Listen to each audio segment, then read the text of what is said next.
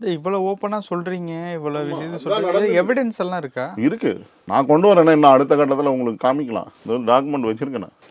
இப்போ பாருங்க, இதில் வந்து நாங்கள் போட்ட எங்கள் தம்பிங்களுக்கு நானுக்கும் வந்து போட்ட 1:30 அப்படின்றதெல்லாம் இருக்கு.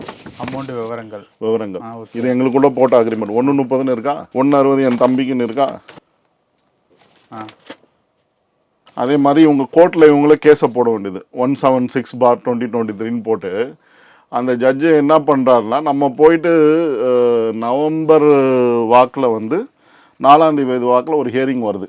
அதுக்கு முன்னாடியே வித்துடுறான் என் தம்பி இவங்களோட செட்டிங் பிரகாரம். இவர் வந்து காக்னிசன்ட் டெக்னாலஜிஸ்ன்ற ஒரு கம்பெனியில் வந்து ஓசூரில் இருந்துக்கிட்டு பெங்களூரில் வேலை செய்கிறாரு.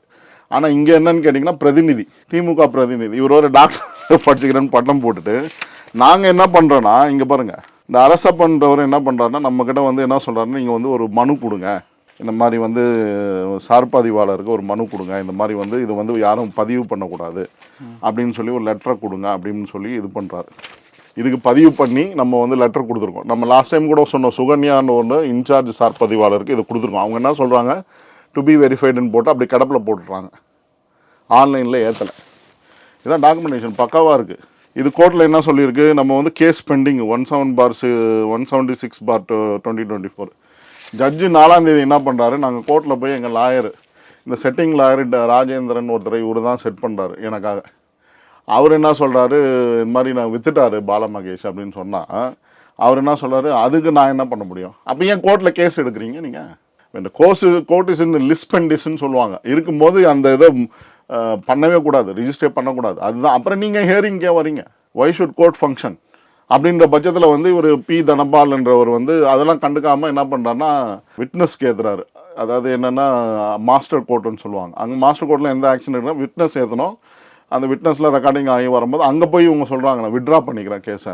விட்ராவிலையும் இவர் அலோவ் பண்ணுறாரு, நாங்கள் பெண்டிங் இருக்குது, இது வந்து அப்ஜெக்ஷன் பண்ணுறோம் அப்படின்னு சொன்னால், I also say that I taken the note that objection is noted, but withdrawal is allowed. அப்போ எதுக்கு நான் கோர்ட்டை நம்பி போனோம்? நான் டிஃபெண்டண்ட்டாக, அவர் வந்து கம்ப்ளைண்ட் பிளைண்டிஃபு. அப்படி இருக்க பட்சத்தில் வந்து இப்போது என்ன மாதிரி படித்தவங்களே விவரம் தெரிஞ்சவங்க, நான் வந்து பல இடங்களில் கனெக்ஷன் வச்சுருக்கேன். எனக்கு அமீஷ் கூரின்ற ஹரிஷ் சால்வேன்ற அமீஷ் கூரின்னு சொல்லுவாங்க.